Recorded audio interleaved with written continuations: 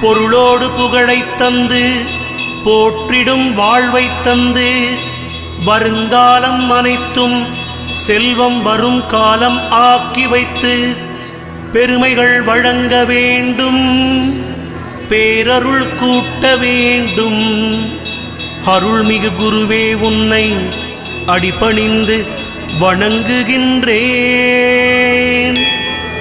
வருடம் ஓர் ராசி வீதம் வட்டமாய் சுழன்று வந்தே தருகிற பலனை நாங்கள் தங்கமாய் ஏற்றுக்கொள்வோம்.